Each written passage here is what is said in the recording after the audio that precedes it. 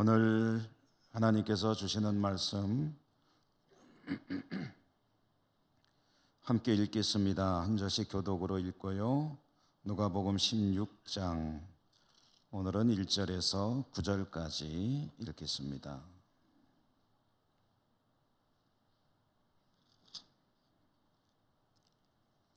1절에서 9절까지.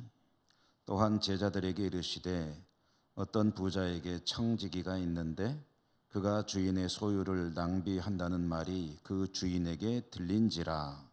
주인이 그를 불러 이르되 내가 내게 대하여 들은 이 말이 어찌 됨이냐. 네가 보던 일을 셈하라. 청지기 직무를 계속하지 못하리라 하니, 청지기가 속으로 이르되 주인이 내 직분을 빼앗으니 내가 무엇을 할까? 땅을 파자니 힘이 없고 빌어 먹자니 부끄럽구나. 내가 할 일을 알았도다. 이렇게 하면 직분을 빼앗긴 후에 사람들이 나를 자기 집으로 영접하리라 하고, 주인에게 빚진 자를 일일이 불러다가 먼저 온 자에게 이르되 내가 내 주인에게 얼마나 빚졌느냐. 말하되 기름 100마리니이다. 이르되 여기 내 증서를 가지고 빨리 앉아 50이라 쓰라 하고, 또 다른 이에게 이르되 너는 얼마나 빚졌느냐. 이르되 밀 100석이니이다. 이르되 여기 내 증서를 가지고 80이라 쓰라 하였는지라. 주인이 이 옳지 않은 청지기가 이를 지혜 있게 하였으므로 칭찬하였으니 이 세대의 아들들이 자기 시대에 있어서는 빛의 아들들보다 더 지혜로움이니라. 내가 너희에게 말하노니 불의의 제물로 친구를 사기라. 그리하면 그 제물이 없어질 때에 그들이 너희를 영주할 처소로 영접하리라. 아멘. 주님 은혜가 풍성하시기를 기원합니다. 주님께서 제자들과 함께 예루살렘으로 가십니다. 가시는 동안에 많은 일들이 있고 또 다양한 가르침들을 주님께서 주십니다. 지금 우리가 읽고 있는 부분은 한 덩어리로 보면 15장부터 18장까지가 쭉 이어지는 주님의 가르침들이다. 그러니까 주님의 가르침들을 모아놓은 그런 부분인 거죠. 그런데 여기서 이 15장에서 18장까지 읽는 동안에 성경을 읽는 우리들이 주의할 게 한 가지 있다. 주목해야 될 게 하나 있다. 그것은 주님께서 이 쭉 이어지는 교훈들을 두 종류의 사람들에게 교대로 주고 있는 것이다. 교차해서 교훈이 주어지고 있다라는 것을 이제 주목해야 된다고 말씀드렸죠.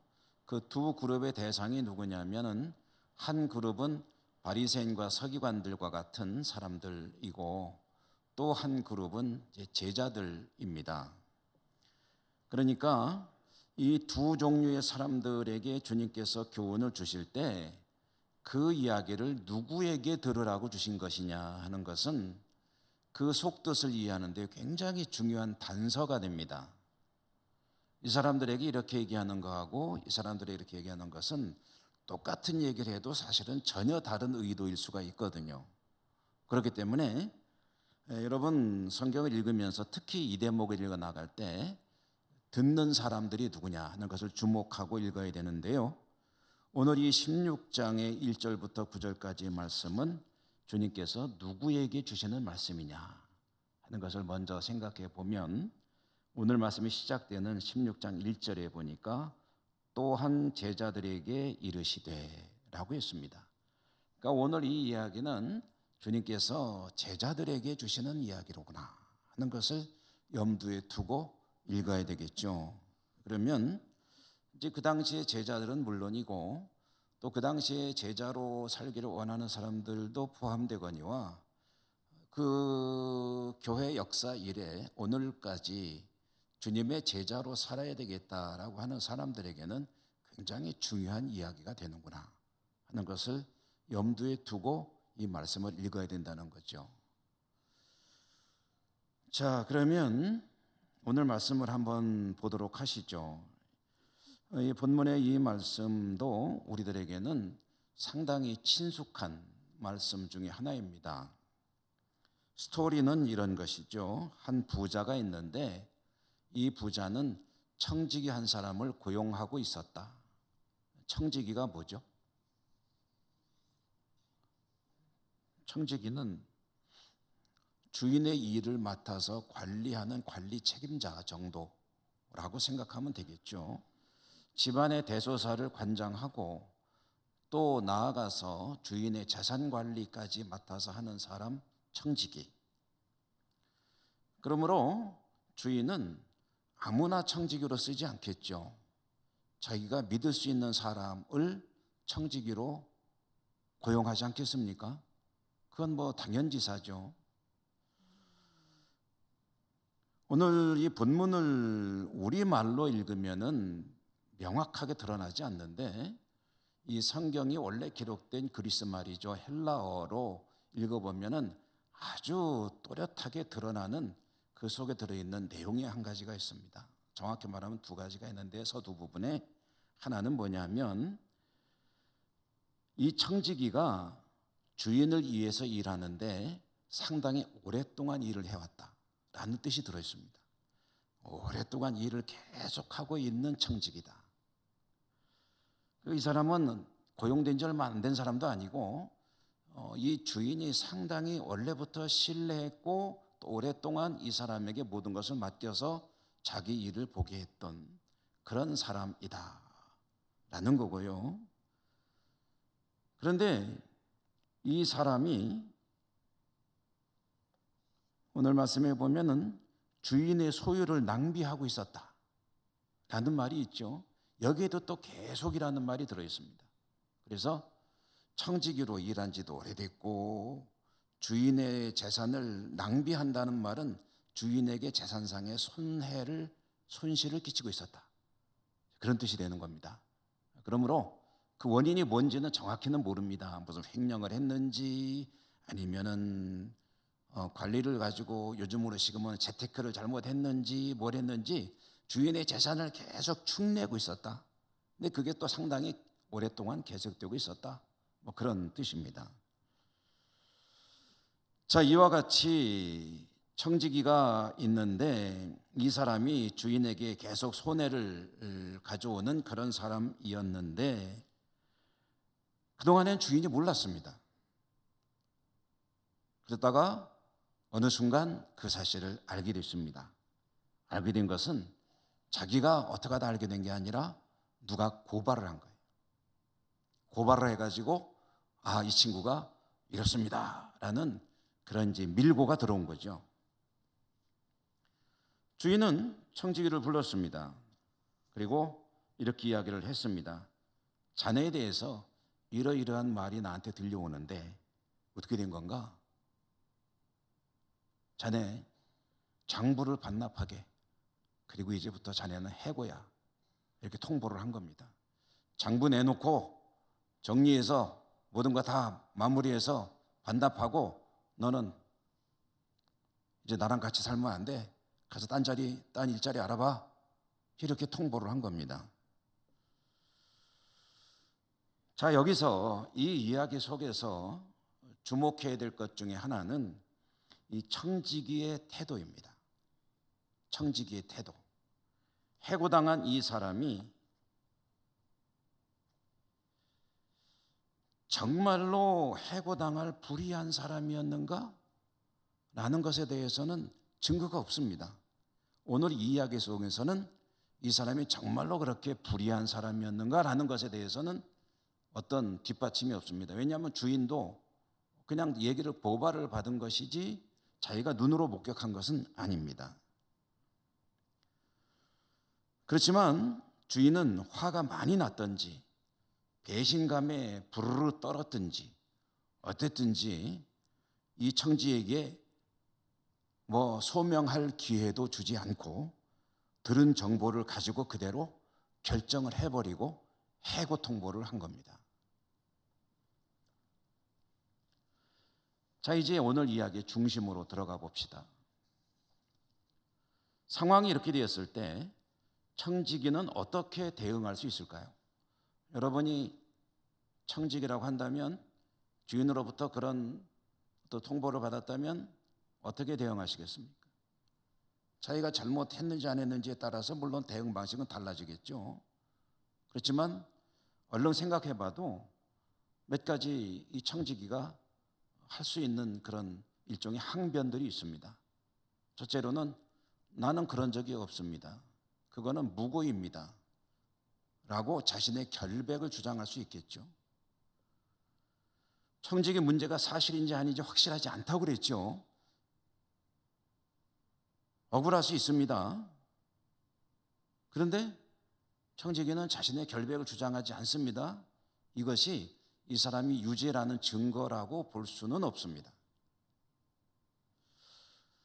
두 번째로는 누가 그러더냐라고 따져 물을 수 있을 겁니다.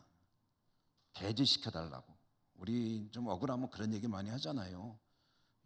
아무개가 뭐라고 그러더라 그러면은 누가 그래 데려와봐 막 그러잖아요.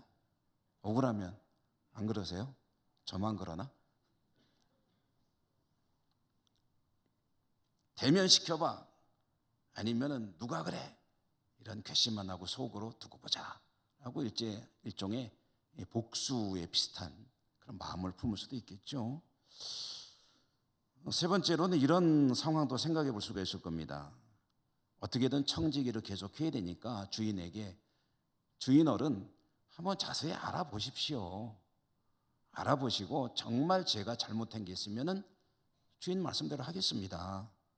그러나 그렇게 그게 제가 잘못한 게 아니거나 큰 문제가 아니라면은 저를 그동안에 얼마나 제가 나름대로 했었는데요. 계속해서 일을 좀 할 수 있도록 해 주십시오. 자비를 베푸십시오. 이런 식으로 주인의 어떤 그런 자비를 구할 수도 있겠죠. 그런데 오늘 주님의 이 말씀 속에서 보면 이 청지기는 주인의 말하는 것에 대해서 근거가 없음에도 불구하고 아무런 항변을 하지 않습니다. 이의제기도 하지 않습니다. 한 번만 봐달라고 용서를 구하지도 않습니다. 아무런 그런 항변도 하지 않고요. 대신 주인의 결정을 그대로 수용하고 받아들입니다. 그리고 그 순간에 뭐에 집중하냐면 앞으로 어떻게 할 것인가에 대해서 집중을 하고 있습니다. 자네 이제 해고야 라고 말하는 순간 이 청지기는 해고가 결정이 되었구나. 나는 그럼 앞으로 어떻게 살지? 농사를 짓자니 힘이 없어서 못 짓겠고 빌어먹자니 창피해서 못 빌어먹겠고 어떻게 하면 좋을까? 난 어떻게 살아야 되나? 이렇게 하면 되겠구나. 아이디어 하나가 싹 스쳐 지나갔습니다. 그게 뭐겠습니까? 청지기로 완전히 그만두기 전에 장부 정리를 매듭짓기 전에 내 향후 대책을 준비하자. 내가 먹고 살 길을 마련하자.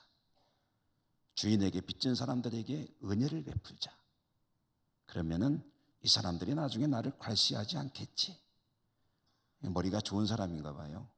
그 순간에 그 생각을 이 사람은 했습니다. 청지기는 주인에게 빚이 있는 사람들을 불렀습니다.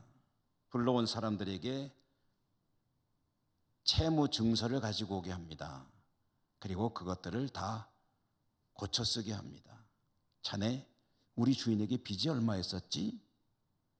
기름 100마리지. 그거 100자를 말이야 50자로 고쳐. 자네는 무슨 빚을 졌지? 나는 밀 100석이나 돼. 평생 갚으려면 큰일 났어. 그거 너무 많이 고치면 안 될 것 같고 한 80석으로 고쳐봐. 그것만 돼도 큰 도움이 될 거야. 내가 자네를 도와줄 수 있는 마지막 방법이야. 아마 그런 얘기 했는지는 모르겠어요.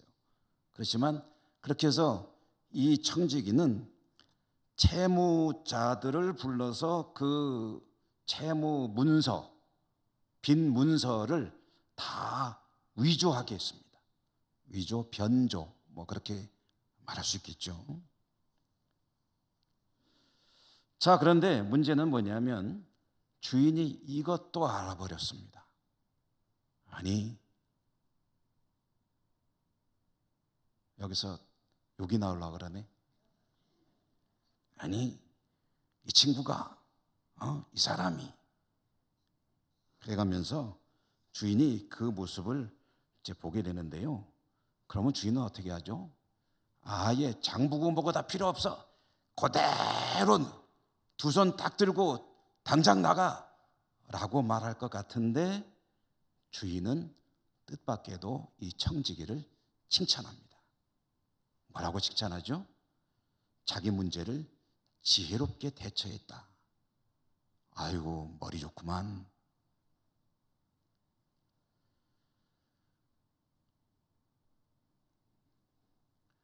그러면은 주인은 왜 칭찬을 했죠? 이것이 사실 굉장히 신앙을 가지고 살아가는 우리들에게는 사실 걸림돌이 되는 문제 중에 하나입니다. 성경에 이런 사기꾼을 하나님이 칭찬하신다. 대처를 잘했구만, 임경비변을 잘했구만, 이렇게 칭찬하신다. 도대체 이게 무슨 상황이지? 이걸 어떻게 이해되지? 걸림돌이 되는 그런 성경 구절 중에 하나이죠. 여러분, 이 이야기의 속뜻을 바로 알기 위해서 한 가지 전제가 있습니다. 그게 뭐냐면은 이 이야기는 이 청지기, 이 사람의 윤리적인, 도덕적인 그런 잘잘못에 대해서 이야기하는 것이 목적이 아닙니다. 그러니까 죄를 졌느냐 아니냐 이런 것이 지금 이 이야기의 중심이 아니라는 거예요. 그거는 논외로 하는 거예요. 도둑질했네, 사기쳤네, 문서 변조를 했네, 주인에게 손해를 끼쳤네, 이런 것들은 지금 이 이야기에서 주님이 이야기하려는 포인트가 아니라는 거예요. 그거는 생각하지 말아야 돼요. 그거 생각하면 복잡해집니다.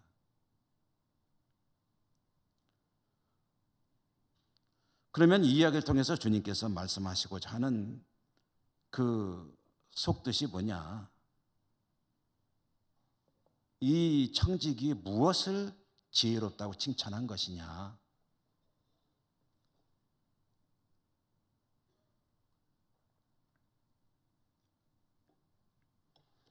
이 이야기 속에서 이 주인이 이 청지기를 칭찬하는 그 요점은, 핵심은 주어진 자기 상황, 급박한 상황 속에서 자신이 할 수 있는 최선을 다해서 자신의 미래를 준비하는 그 모습을 칭찬하는 겁니다. 그게 옳으냐 그르냐의 문제가 아니에요. 도덕적으로 옳으냐 아니냐, 합법적이냐 아니냐 그 얘기 아닙니다.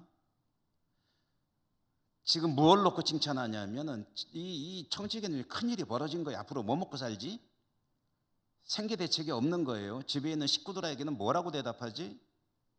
그런데 그 상황 속에서, 그 급박한 상황 속에서도 기지를 발휘해 가지고 내가 어떻게 해야 내 앞으로의 삶을 그래도 이어나갈 수가 있는가에 대한 대책을 세우는 그 대처하는 모습, 그것을 지혜롭다고 칭찬했다라는 그런 말씀입니다.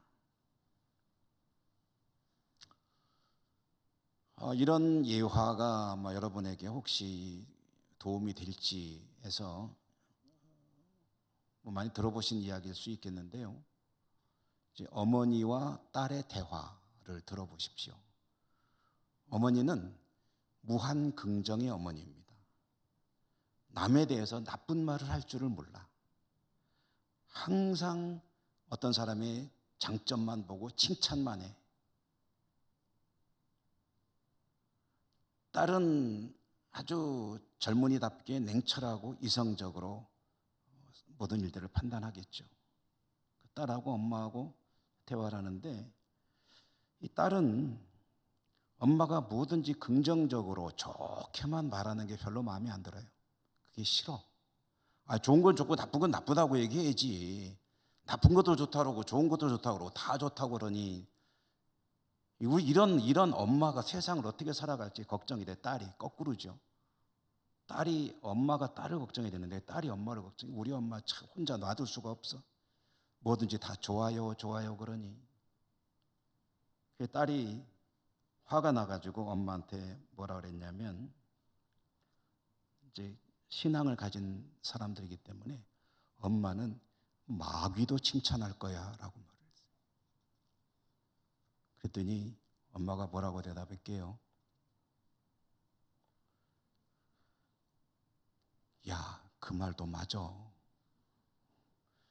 마귀가 말이야, 우는 사자같이 쉬지 않고 일한다고 하니까 마귀도 부지런한 거는 칭찬 들어야 돼 라고 이야기를 했습니다. 이게 마귀를 칭찬하는 말입니까? 마귀가 옳다고 하는 말입니까? 아니죠. 마귀도 부지런한 거는, 그거는 인정할 건 인정해 줘야 돼. 그런 뜻이 되겠죠. 이 불의한 청지기가 택한 방식은 틀림없이 이거는 뭐 있을 수 없는 일이죠. 이러면 안 되죠. 정말 나쁜 사람이죠. 그런데 주님은 여기서 그 문제를 바라보는 게 아니고, 미래를 위해서, 내 미래를 위해서 지금 내가 할 수 있는 게 뭐냐라는 것에 대해서 집중하는 그 모습, 그리고 나름대로 판단을 내려가지고 대처하는 그 모습, 그것에 대해서 지혜롭다고 칭찬을 하고 있다라는 말씀입니다. 그러니까 이건 무슨 얘기냐면, 이미 벌어진 일은 벌어진 일이고, 그럼 이제 나는 어떻게 해야 되지? 여러분, 사실 이런 게 우리 삶에 굉장히 중요한 모습 아닙니까? 우리가 보통 살아가면서 지나온 일에 굉장히 비중을 두는 경우들이 많이 있습니다. 지나간 일을 두고두고 마음속에 담아두고 곱씹는 분들이 있습니다. 아, 그 인간이 그때 왜 그랬지? 혹시 나한테 뭐 억하심정이 있나?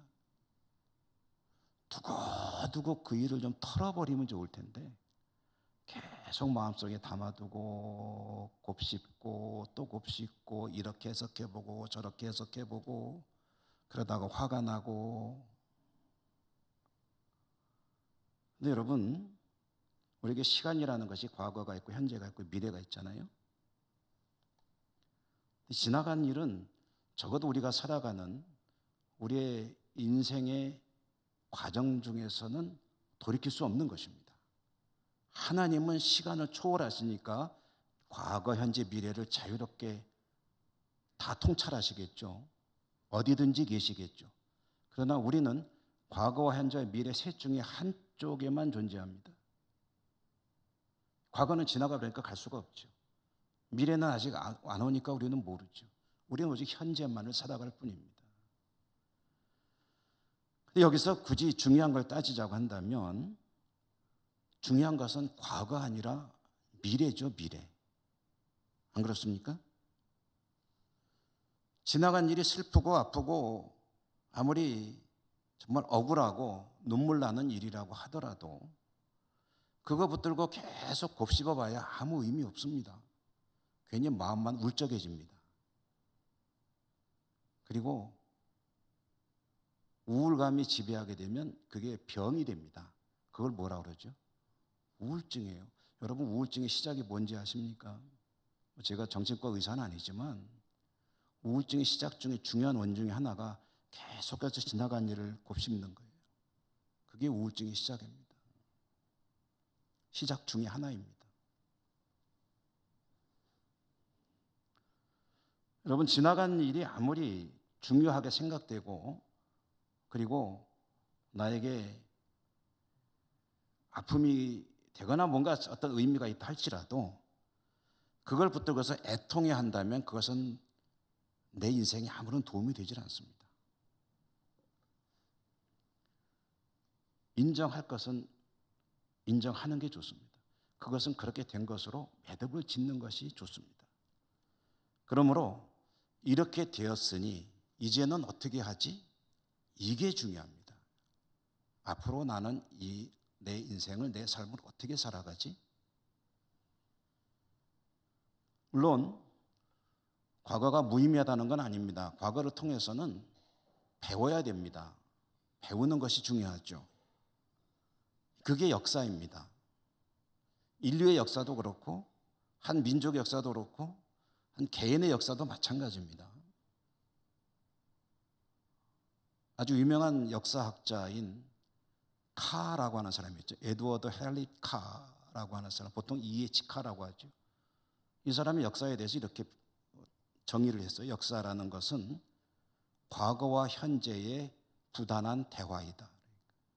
이 말은 뭐냐면 과거를 통해서 끊임없이 배우는 것이 역사라는 말이에요. 배워야 하고요. 과거에 아픔이 있고 실수가 있으면 다시는 그런 것들을 반복하지 않겠다고 스스로 어떤 대책을 세워나가고 한다면 그게 이제 역사의 발전인 것이죠. 개인도 그렇지 않습니까? 내가 옛날에 말이야 걔한테 돈을 꿔주는 게 아닌데 앞으로는 절대로 돈 거래는 안 하겠어. 아무리 친한 사람이라도 돈 꿔주니까 사람 잃고 돈 잃고. 돈 거래는 하지 말. 특별히 여러분 교회에서 돈 거래하지 마시기를 바랍니다. 돈 거래하지 마세요. 꿔달라고도 하지 마시고 꿔주지도 마세요. 다만 이 교우가 너무 어려운 형편이기 때문에 내가 받겠다는 전제가 아닌 도울 수 있는 거는 돕는 건 얼마든지 좋죠. 내가 이 정도까지는 도와줄 수 있네. 좋아요. 그렇지만 내 삶에 큰 영향을 줄 정도로 돈을 빌려주거나 서로 주고받고 하거나는 그러면 자칫하면 사람도 잃고 돈도 잃습니다. 좀 냉정해 보일지 모르지만 미안하지만 난 돈 거래는 안 하려고 그래. 이렇게 딱 거절하는 것이 좋습니다. 과거를 통해서 그러니까 과거라는 것은 그걸 통해서 배워야 되는 거지 거기에 얽매여 있는 것은 지혜로운 삶이 아니라는 거예요. 즉 이 청지기가 그렇기 때문에 칭찬을 듣는 겁니다.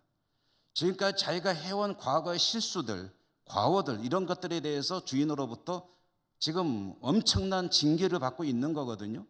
근데 내가 왜 그랬지? 좀 잘할 걸. 왜 들켰지? 뭐 이런 거 가지고 애통해하는 것이 아니라 자 이왕 이렇게 됐으니 어떻게 할까? 이제 나는 어떻게 살아야 되지? 지금 할 수 있는 게 뭐가 있겠습니까? 나쁜 짓이에요. 나쁜 짓 했다고 칭찬하는 게 아니라 자신의 현재 상황에서 대처할 것에 대해서 집중하는 그것에 대해서 칭찬하는 겁니다. 그 상황을 우리에게 알려주는 말씀이요. 9절 말씀인데요. 9절 말씀 같이 한번 읽어볼까요? 9절 읽습니다. 내가 너희에게 말하노니 불의의 제물로 친구를 사기라. 그리하면 그 제물이 없어질 때에 그들이 너희를 영주할 처소로 영접하리라. 아멘. 자, 이제 어쩌면 이게 본론이 되겠습니다. 누구한테 얘기했다고요? 주님이 이 얘기를 누구한테 하는 거라고요? 제자들에게 하는 거예요. 제자들에게. 오늘날 우리의 관점에서 이야기한다면 제자로 살기를 원하는 성도들에게, 조금 다른 말로 하면은 주님을 정말 바르게 제대로 믿고 주님 보시기에 좋은 크리스찬으로 성도로 살아가길 원하는 사람들에게 주시는 말씀. 불의의 제물로 친구를 사기라 라고 말을 했습니다. 불의의 제물로 친구를 사기라. 이 말도 굉장히 좀 어려운 말이에요. 그래서 이 뜻, 속뜻을 이해하기 위해서는 이 불의의 제물이라는 말을 좀 바꿔서 읽으면 좋겠습니다. 그래서 불의의 불이라는 말을 세속이라는 말로 좀 바꿔서 읽어보면 조금 읽기가 편해집니다. 세상에서의 재물을 가지고 친구를 사귀라. 재물이라는 것은 제가 자주 그렇게 표현을 하고 있죠. 재물이라는 것은 가치 중립적입니다. 재물은 악한 것도 아니고 선한 것도 아닙니다. 그런데 재물이 우상이 될 때는 그건 우상이에요. 악한 것이죠. 재물을 가지고 악한 목적으로 사용하게 되면 재물은 악한 게 돼요. 범죄에 사용하면. 재물을 가지고 그저 모으는 데만 힘쓰게 되면은 인색한 사람이 되죠. 근데 그 재물을 가지고 하나님이 기뻐하시는 일을 하게 되면은 그러면 그 재물은 하나님의 영광을 위한 도구가 되는 거죠. 그 재물은 선한 것도 아니고 악한 것도 아니에요. 다만 그것에 대해서 어떤 인식을 가지고 살아가느냐 하는 것이 중요한 것이 되겠죠. 다만 세속의 재물이라는 말은 어떤 뜻이냐면 세상을 살아가는 데 있어서 없어서는 안 되는 것, 그게 돈이죠. 재물은 어떻게 이해되어야 되고 어떻게 사용되어야 하느냐. 주님께서 말씀하시기를 재물을 가지고 친구를 사귀라고 말씀하십니다. 친구를 사귀라. 여기서 친구라는 이 대상은 조금 풀어서 말하면 그 재물이 필요한 사람이라는 뜻입니다. 더 쉽게 말하면 그 도움이 필요한 사람이라는 뜻이에요.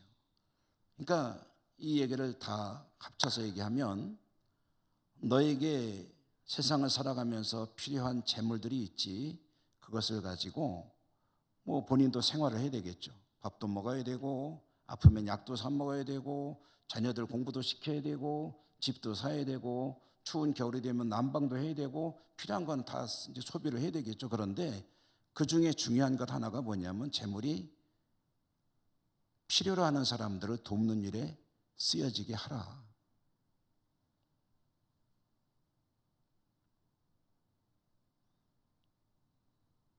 그것이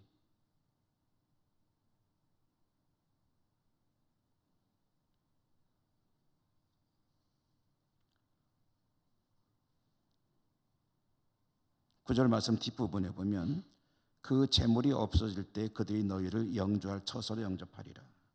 이 말씀은 구제 열심히 하면 천국 간다는 그런 말씀은 아니에요. 그러나 세상에 살아가는 동안 자신의 미래를 위해서 지혜롭게 준비하는 일 중에 하나라는 것을 이야기하는 말씀입니다. 자, 여러분, 말씀을 좀 정리해서 압축해 볼게요. 주님은 불의한 청지기를 칭찬했습니다. 뜻밖의 일이죠. 우리는 여기에서 혼선을 빚게 됩니다. 어떻게 이런 사람을 칭찬하셨지? 그런데 말씀드렸죠. 이 사람의 행위를 칭찬하는 게 아니라 순간적으로 자신의 미래를 준비하는 그 대처 방식을 칭찬한 것이다. 그리고 이 말씀을 제자들에게 들려주셨습니다. 무슨 뜻이겠습니까? 제자들에게 너희들의 미래를 어떻게 준비해야 되느냐 하는 이야기를 주신 것이겠죠. 제자들은 자신의 삶의 자원을 가지고 어떤 삶을 살아야 되느냐, 그 재물을 가지고 친구를 사귀는 삶을 살아야 한다. 그것이 지혜로운 인생을 사는 것이다.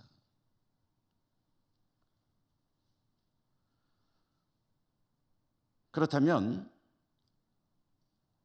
제자들은 현재 어떻게 살고 있기에 주님께서 이 이야기를 들려주셨을까요? 여러분, 성경을 한번 뒤집어 읽는 것도 필요할 때가 많습니다. 이 이야기를 했다는 것은 그들이 들을 필요가 있다는 얘기고, 그들은 지혜롭게 자신의 삶을 살지 못하고 있기 때문에 이 이야기를 들려준 것이겠죠. 그들의 삶은, 제자들의 삶은, 주님은 제자들에게 끊임없이 하나님의 나라를 가르쳐 줍니다. 그런데 제자들은 하나님의 나라를 수용하지 않습니다. 그리고 자신의 나라를 추구하고 있습니다. 세속적인 성공을 주님을 통해서 이루고 싶어 합니다. 그래서 예루살렘으로 간다 그러니까 좋아하면서 따라갑니다. 지금 그런 중이에요. 그런 그들의 삶은 자신의 미래를 잘 준비하는 지혜로운 삶이 아닙니다. 지금 그들이 준비해야 될 것은 자신의 미래를 준비하는 일에 집중하는 일입니다. 오고 있는 나라, 곧 주님의 나라에서 어떻게 살 것인가를 대비하는 것이 그들에게는 지금 시급한 일입니다. 예루살렘에 가면 어떤 자리에 앉게 될까?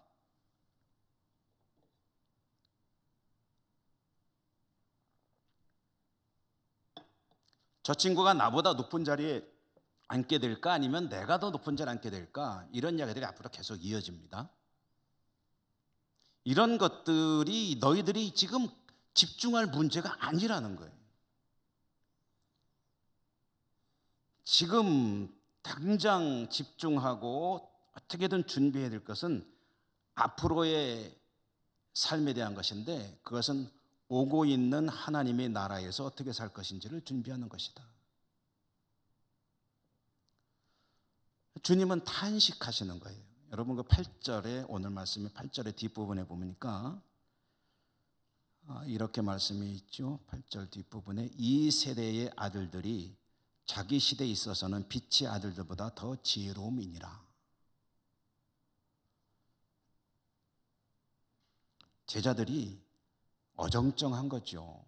주님을 따르는 것도 아니고 안 따르는 것도 아니고, 자기 앞날을 준비하는 것도 아니고 안 하는 것도 아니고, 이것도 아니고 저것도 아니고, 그러니 어찌 보면은 세상의 사람들보다도 더 어리석은 삶을 살고 있는 것이 아니겠느냐.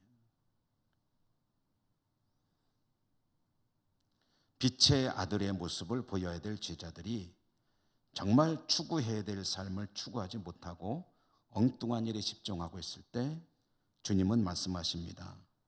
청지기를 봐라.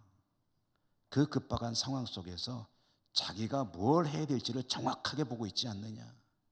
그리고 그 짧은 순간에 판단하고, 그리고 주어진 여건 속에서 최선을 다해 자신의 미래를 준비하지 않느냐.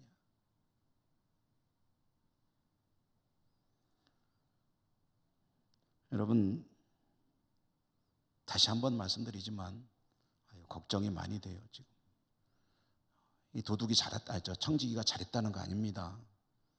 다 참 나쁜 사람인데 주인의 신뢰를 이런 식으로 이용하니까 얼마나 안 좋은 사람이에요. 질이 안 좋은 사람이죠. 그런데 한 가지는 잘했다. 그래, 네 살궁리 찾는 거 그거는 정말 잘하는구나. 이런 뜻으로 이해하시면 좋겠습니다. 아유, 정말 자기 앞가림은 철저하게 하는구만. 그런데 누구에게 필요하냐면 이것이 믿음의 사람들에게 필요하다 이거예요. 내가 지금 무엇에 집중해야 되는지에 대해서는 별 생각이 없어요. 무엇을 따라야 할지, 무엇을 추구해야 될지도 생각이 없이 살아가는 그들을 보면서 빛의 자녀들이 세상의 자녀들보다도 지혜롭지가 못하구나 라고 주님이 탄식하시는 거죠. 여러분, 저도 그렇고 여러분도 그렇고 우리가 살아가는 삶의 현장이 얼마나 복잡합니까? 수많은 현실의 문제들, 장애들, 그런 가운데서 우리에게 정말 주님께서 말씀을 통해 들려주시는 이야기, 무엇이 지혜로운 삶인가? 그것은 우리의 미래를 잘 준비하는 일에 집중하는 것이다. 우리의 미래는 무엇인가? 오고 있는 주님의 나라에서 나는 어떤 사람으로 살게 될 것인가? 오고 있는 주님의 나라에서 살기 위해서 나는 어떤 준비를 하고 있는가? 언젠가 만나게 될 하나님 앞에서 나는 내 인생을 어떻게 결산하여 보고할 것인가?